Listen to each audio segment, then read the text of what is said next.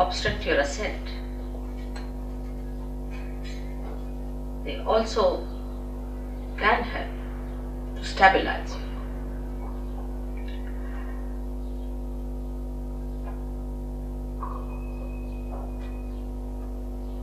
The conditioning comes to you from the matter with which we are dealing every day. When a human being sees a matter, he aggresses it, and he wants to use that matter for his own purpose. He changes the forms of the matter for his own purpose. He starts getting used to matter as comfort or as a help or a guide in life. The more you start depending on matter, the more your spontaneity is finished, because you are dealing with the dead.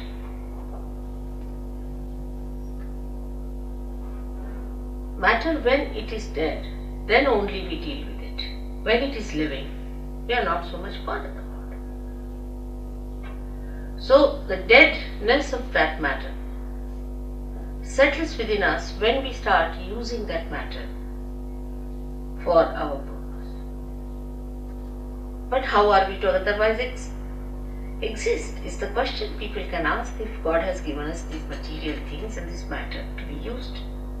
Are we not supposed to use them? And are we not supposed to enjoy them? But we don't enjoy really. Before realization, you cannot enjoy any matter. You can only form a habit and may become a slave of that matter before realization.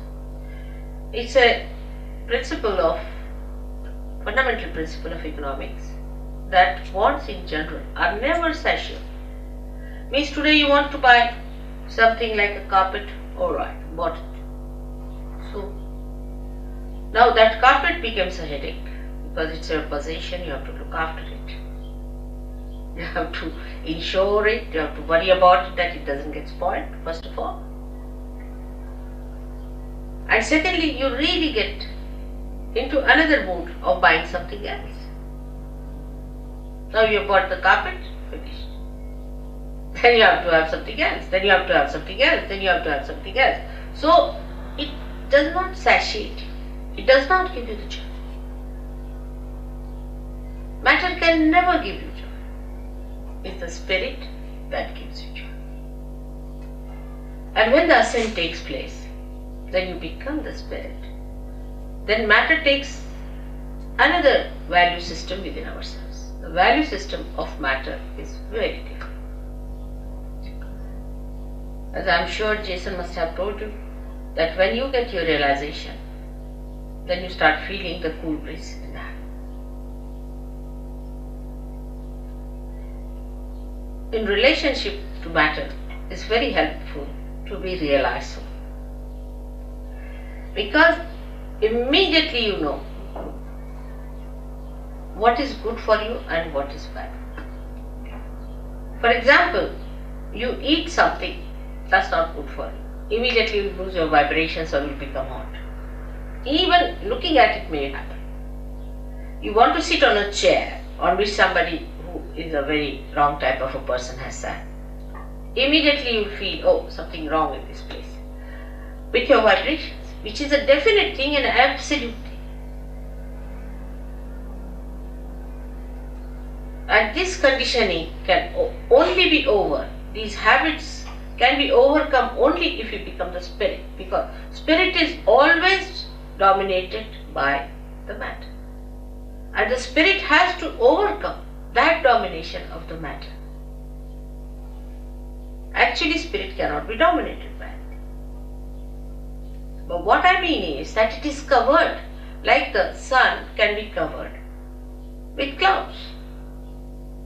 In the same way, all our domination, or we can say all our enslavement of the matter makes us dominate our spirit in the sense that we cover it up. The clouds are there. We can't see the spirit, we can't feel it. The spontaneity which is the beauty of the spirit we do not feel in a person. So in judging a person, what do we judge? How that person looks, what dress he's wearing, how he walks, what are his formal ways, does he know how to say thank you, sorry or not, you see. All these things impress us very much. What sort of a car he has, say, what sort of a house. Maybe we may miss a saint. We may miss Christ again because he was a carpenter's son. How are we to know who is Christ? Is there any way of finding out who is Christ? Many people are now talking, Christ is going to come, he's going to come on the television. You can put up anyone there as Christ. How are we going to make it out? By his dress or by some sort of a thing they have done? Most of the paintings of Christ and most of his statues that I have seen are nowhere near Christ. Nowhere near Christ. See, they are horrid things. I don't know what are they. So how will you make it out that this is Christ or not? Or this is some sort of a hocus pocus fellow or some sort of a person who has come just deliberately to delude us from reality. There is no way out to find out what is the truth, because we are so much used to material forms that we have. For example, our idea of art also is in the same way molded. We like this kind of art. If you ask why? Because, this is this kind of a thing, harmony, or maybe this is more proportioned and all that. But how do you know? Because you've read certain books, or maybe that you have understood from somebody else that this is art, this is beautiful. I mean, you brand something as beautiful. But is it really? If it is beauty, it should be spirit. Because spirit is beauty and beauty is spirit. So is it beauty? How do you make out that this art is beautiful or not? For example, according to all normal ideas of womanhood, I don't think Mona Lisa is a beautiful woman. I mean, the way these days you see mosquito-like women are regarded as beautiful. So how they call Mona Lisa so beautiful? What's in her? Thousands of people would be assembled to see that painting. Why? What is that? Only vibrations will tell you that it emits vibrations. It appeals to your spirit without your knowledge. You are not aware of it. It appeals to your spirit. That's why universally that painting is appreciated. But when this conditioning becomes collective, any such conditioning becomes collective, and you accept this is the form that is beauty, this is the form that is reality, this is the form that is spontaneity, then the confusion starts. The confusion starts at that point, when it becomes a collective thing. For example, I met some people or some gurus. When I asked them, what makes you think that your guru is truthful? What has he given? He said, because sitting in my chair I just start jumping by myself. I don't do it, but it happens, it's spontaneous. And in my presence, the way his body was moving was so horrifying. Anybody would have tremendous compassion and concern for such a person that you can't sit for 5 minutes. Excuse me, it wasn't spontaneous, it was nervousness. Yes, that's what I'm saying. But You're very wrong in what you talk. What? About everything. From where do you come? Up the road. That's it. Better go. Don't worry, I'm out. Look at that. She'll go to the pub now. Must try to understand the subtleties, you see. If you are confirmed with what, now supposing somebody started jumping in the thing, and she says it's two nerves. That means you are not in control of your nerves, isn't it? Don't you think so? You are not in control. You have not control. Spontaneity is a thing which is not a thing that makes you a slave. This is the point I am trying to bring. It doesn't, it makes you a master.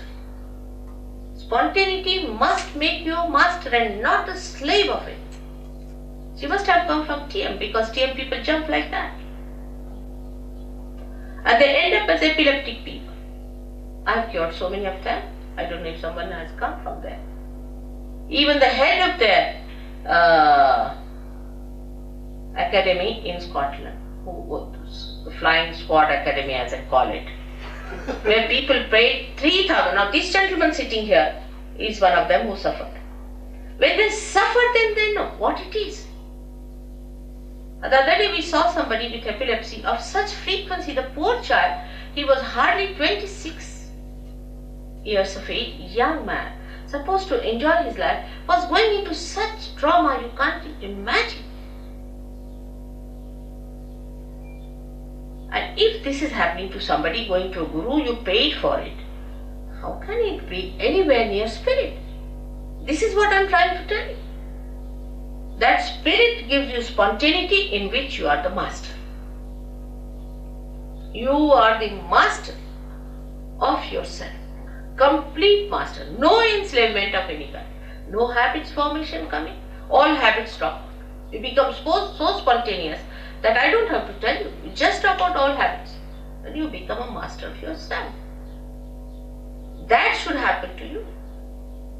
Instead of that, if you indulge into things which enslave you, you may like it for a while because you can't help it. But if you really sit down, you will know that it's not the thing that you wanted.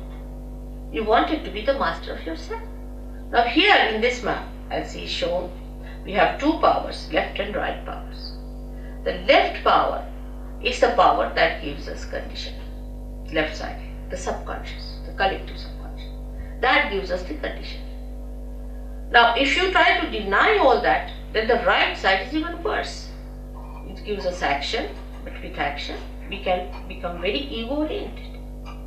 So, both ways, it can be troublesome. Supposing you say that, all right, I'll have no conditioning of any type. What's wrong in doing this? What's wrong in doing that? And if you just move with that idea, with that freedom, it will be abandonment. It may not be freedom. Because freedom must have wisdom behind it. So both the sides, the movements on both the sides are wrong.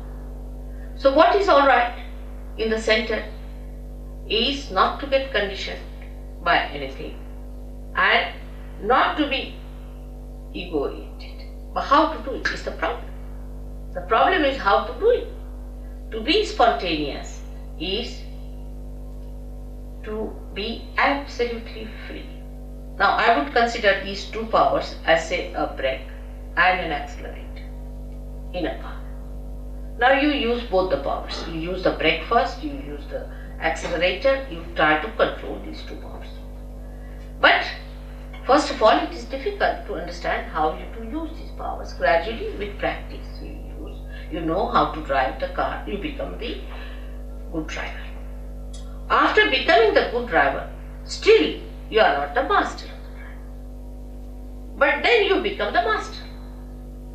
So today the master within us is the spirit. But before realization, we are not the master. Because the master has not come in our conscious mind. It is not expressing in our conscious mind, in the sense that we are not empowered by its powers.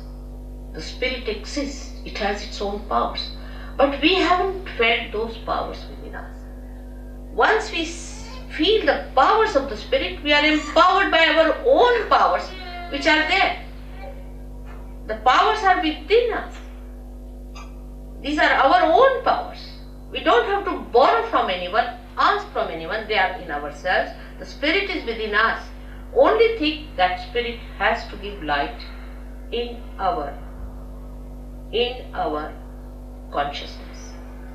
It has to come in our consciousness. In simple medical terminology, we can say that the spirit must manifest itself in our central nervous system. So that we should know what we are doing. Not that we start just jumping on the chair, or some people said, oh, you just start doing it. It is a process. It's not correct. You are not in conscious mind. You are doing it out of hypnosis. Hypnosis may be coming from outside force.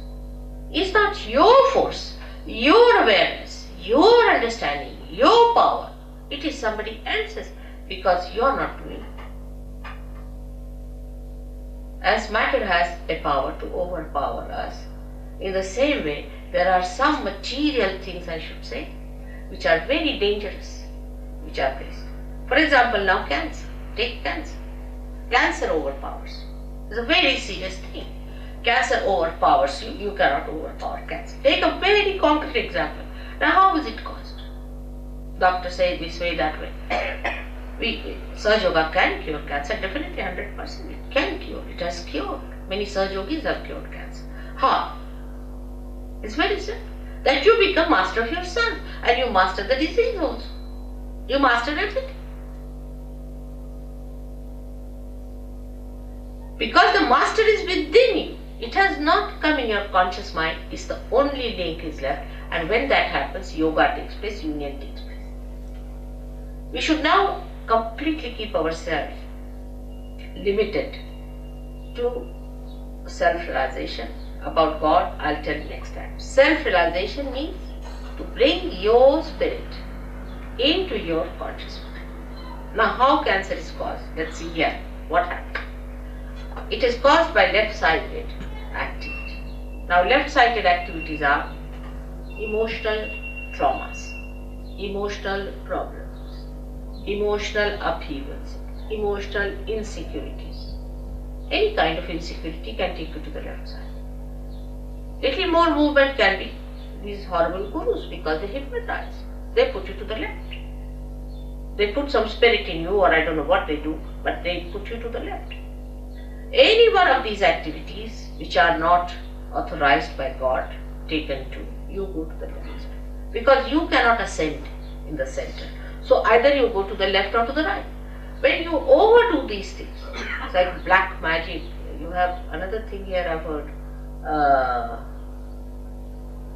Some sort of a organization had, and the fellow, you see, he used to everything he saw moving in the house, he came to Sahaj Yoga, and his water jug was moving there and this was moving there, and he couldn't explain what was happening in his room. He was sitting down and he found something moving from here to here. It happens. What is that? What is that doing, this kind of a thing which you cannot control? Again we come to the same. Something you cannot control. So you enter into the realm where you are controlled and you are not under your control. And that realm, when you enter in, I have always seen all the cancer patients are the ones affected by this. Most surprising. They are not aware. They do not know how they get into it. For a lady, supposing say she's suffering from an insecurity about her husband, or maybe something, or maybe she thinks that her husband may leave her any time, she loves him, whatever it is. Such a woman might get a breast cancer. Because the insecurity is set in one of the centers there, which you can see here, the center of the heart. Center heart as we call it. Now if this center goes out of order, if a woman feels insecure for anything whatsoever, she is capable, she is vulnerable to be attacked and she can get into cancer. So we have to understand life in totality and not in one way. The total impact of life, the total effect of life, the total relationship with life must be understood. Now no doctor knows this. Will he know? When he treats a patient for the, say, breast cancer, will he know that this lady is insecure? There's another disease, anorexia. Many girls suffer from it. They don't just eat, they just give up eating. Now, you do not know why it happens. Doctors can't cure it. Nobody can cure it. What is the reason? The relationship of a girl, of a daughter with a father. Say father dies and the daughter doesn't see the father, or she, in heart she loves her father but she doesn't express it, or there's some bad relationship that comes between the father and the daughter, you get this trouble, anorexia. You'll be amazed. But it is impossible for doctors to get it. We have some doctors sitting here. It is impossible for any medical science to go near it, because they do not see a human being in its totality. It's a very delicate instrument God has created. The way we are harsh with others, the way we sometimes try to trouble others, try to make others feel insecure, are unfair, unjust. Without our knowledge, we really give them a tremendous insecurity. And such insecurities can work out incurable diseases of which we are not aware. So to understand the totality, what should happen to us? We should achieve that state where we can see the totality. Like if I have to see now, for example, the whole of Brighton, what should I do? I should go on a plane and see it from that height. I can see the whole. In the same way, in your awareness, in your understanding, you should rise to that point from where you can see the whole. If you cannot see the whole, the partial vision, or we can say a little that you see, can create confusion, can create problems, and some of them could be of a very, very serious nature. Because as human beings, we do not know what are we.